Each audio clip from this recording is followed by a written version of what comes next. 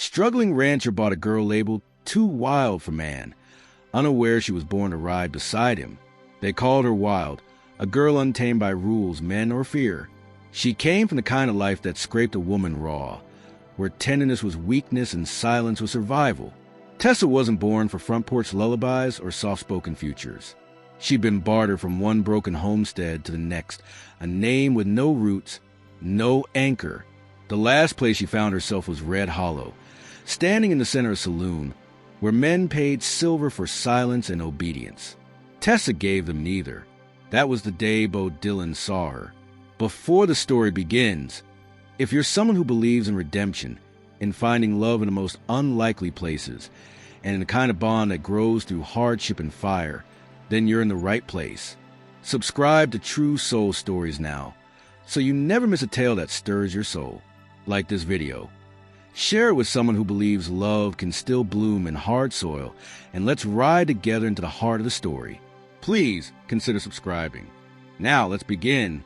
Bo was a rancher, though calling what he had a ranch was generous. He lived on a plot of land inherited from a father who died too early and a mother who worked herself into the grave trying to hold it. His fields were lean, his barn sagging, and his leg, twisted from a break that never healed right, made every chore fight, but his pride was intact, as was a quiet sense of right that his mother once told him no man could afford to lose.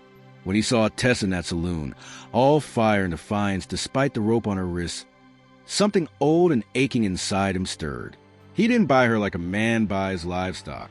He paid to stop the cruelty, to offer her a place where no one would spit commands or raise a belt.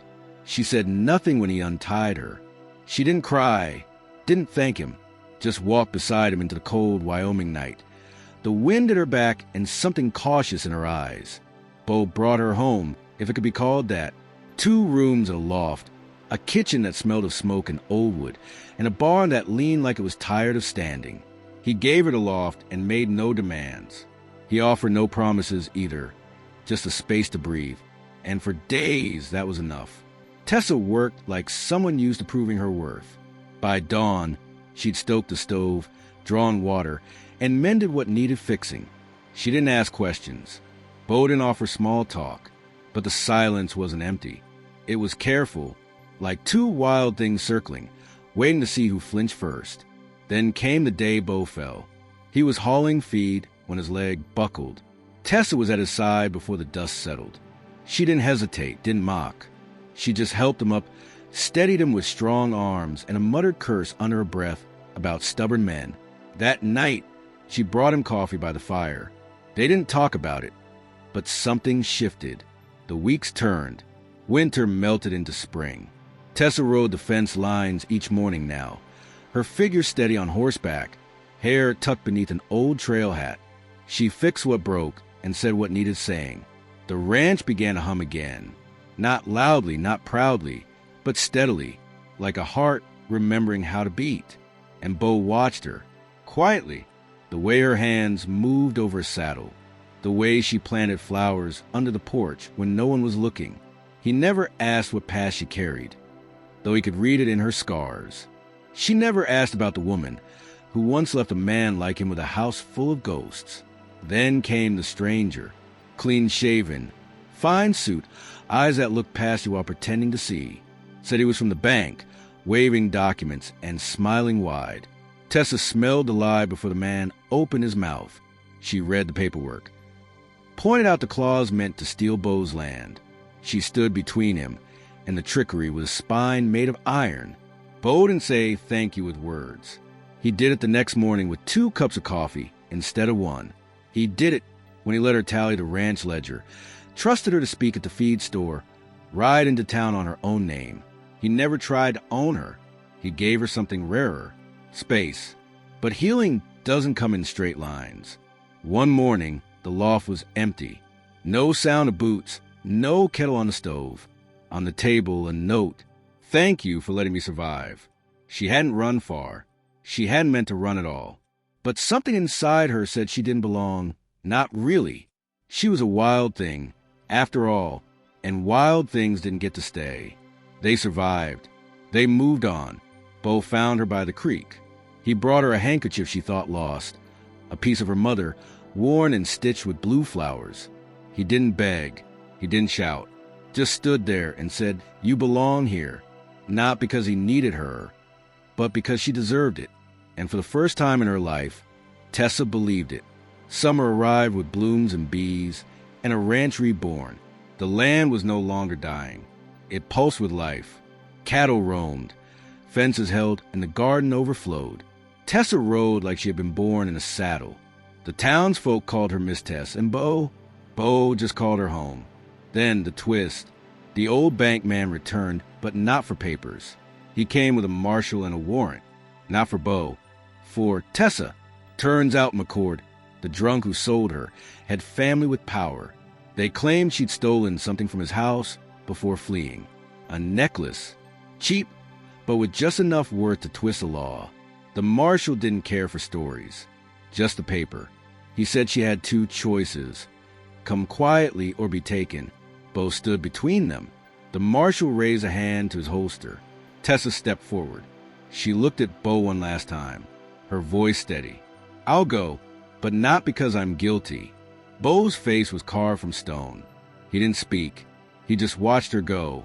As the dust swallowed her silhouette, the wind howled over Wildflower Ridge. And Bo, silent and still, turned and walked back to porch. He reached into his coat pocket, pulled out the carved leather band, the one he meant to give her, and held it tight in his hand until his knuckles went white. He'd let her walk once. He would not do it again. The letter trembled in Bo Dillon's hand. The wax seal was broken, the parchment rough with creases from where he'd clutched it too tightly. Tessa stood near the porch rail, her arms crossed, watching the shadows fall across the hills. Neither spoke. Neither moved. Inside the folded note was a warrant, not from the local sheriff, but from a federal agent. It named Tessa Rose Hawthorne, suspected in connection with a stagecoach robbery 5 years past. A crime that had left 2 men dead, and a vault of bank bonds vanished into the hills. The description matched her perfectly. Age, height, scar on her forearm, fierce eyes. Bo had stared at the paper until the words bled together, as if by refusing to read it again, he could deny its truth. Tessa hadn't read it. She didn't need to. One look at his face told her what it meant. The ranch was quiet. Too quiet. Only the wind moving to the corral. The distant lowing of cattle. The wildflowers on a ridge bowed low as if they, too, sensed something heavy pressing down. Tessa finally turned. Her face bore the calm of someone who had lived through more storms than she'd ever counted. "Say it," she whispered. Bo opened his mouth, but nothing came. Only the crumple of parchment between his fingers. He wanted to burn the letter. Pretend it never came. But law wasn't made of wishes. Tessa stepped down from the porch. Her boots brushed dust. She stopped a few feet away. Her arms stayed crossed, but her eyes were softer than they'd been in weeks. "Do you believe I did it?" she asked. He searched her face. Every scar, every line carved from survival. His heart roared with reason. "I believe you don't run from fights," he said, "and that you wouldn't shoot a man unless you had no choice." Her mouth twitched, but it wasn't a smile. More like a breath she didn't know whether to release. She turned back to the hills. If they come, they won't ask questions. That kind of warrant, it doesn't come with second chances. Bo stepped closer. "Then we make our own." She looked at him, this man with a limp and a will like iron, and something shifted inside her again. Not fear, not even anger, but the quiet sorrow of a life that just started to feel like hers, about to be taken. That night, they sat by the fire again.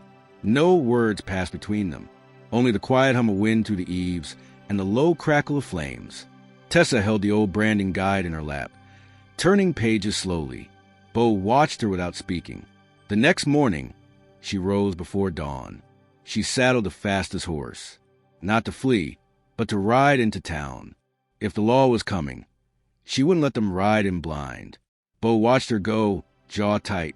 He wanted to follow, but he knew better. Tessa wasn't someone you chased. She was someone you waited for. The sheriff was surprised to see her walk in, dusty and alone. "Miss Hawthorne," he said, squinting behind spectacles. "I was expecting, well, agents, not you. "Better you hear my side first," she said, "before the uniforms start pointing fingers." She told him everything. The robbery, the gang she'd been dragged into, the blood she'd never meant to spill, the escape. How she'd hidden in plain sight, never trusting anyone, never staying long enough to grow roots. Until Bo, until the ranch, until Wildflower Ridge. The sheriff leaned back in his chair. "You know they'll come either way." "I know," she said, "but I won't let them find me cowering. I'll be here." She returned to the ranch by dusk. Bo was waiting at the fence line. She dismounted, handed off the reins. "Well," he asked. She shrugged, told the truth. "It's all I had left." He nodded slowly. "Then we wait." Days passed. The hills warmed with summer light. Cattle grazed and fences held. The seed she had planted bloomed higher, brighter, as if untouched by threat. Then the day came. 3 riders on the ridge. Dark coats. Federal seal on their saddlebags. One held a rifle loose across his lap. Tessa stood beside Bo as they approached. Her hands were empty, her eyes level. The lead rider dismounted. A tall, dark-skinned man with sharp cheekbones and a no-nonsense manner. He pulled the warrant from his coat, but Tessa cut him off. "I'll come," she said. "Just let me speak first." The agent raised an eyebrow. She told him the same story she'd told the sheriff, this time with Bo beside her. When she finished, the agent stared a long time. "There's a man in custody who named you," he said. "Said you were the lookout, but also said you saved 2 kids from the crossfire, hid them in the cellar." Bo blinked. Tessa's jaw clenched. "I did." The agent nodded. "We'll take you in, but I'll note your cooperation, and that you didn't run." Bo stepped forward. "She's built something here. A life.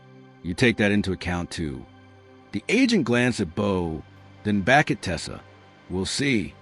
She was allowed a moment to pack. Just one satchel. Bo followed her to the barn. "I'll come after you," he said. She shook her head.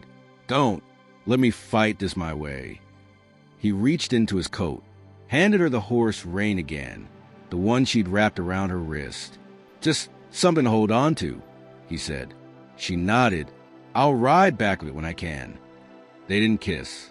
They didn't cry. They just stood until the agent cleared his throat. Then she turned and mounted, riding off with him into the dust. Weeks passed, then months. Bo wrote letters. No answers. He rode into town every Friday, checked for messages. None came, but he kept the ranch, repaired fences, fed cattle, watered flowers. He never moved her gloves from the porch rail. Then one spring morning, the wind shifted. A wagon creaked up the drive. Bo looked up, shielding his eyes. And there she was. Tessa stepped down slowly, thinner, tougher, but smiling. A letter in her hand. They dropped the charges, she said. One of the kids came forward, said I saved them. The man confessed, said I was never part of the plan, just in the wrong place. Bo moved toward her. "You came back," he whispered. She held up the rein. "Told you I would." He took her hand, callous fingers wrapping hers. The wildflowers bloomed behind them, and this time she didn't need to say anything. She was home.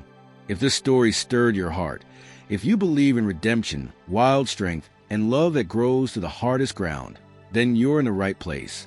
Subscribe to true soul stories like this video, and share with someone who still believes that love doesn't tame you. It frees you. Your next story awaits.